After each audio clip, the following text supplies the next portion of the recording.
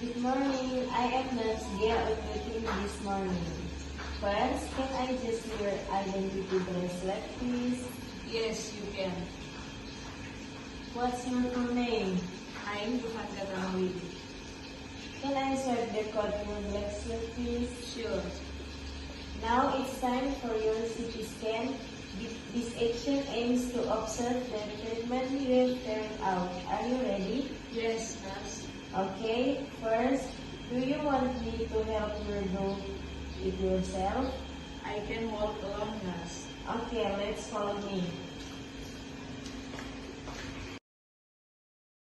Good morning. This is the patient, Jovan Katamawili, 19 years old, from Malati Room, who will undergo a CT scan. Okay, thank you.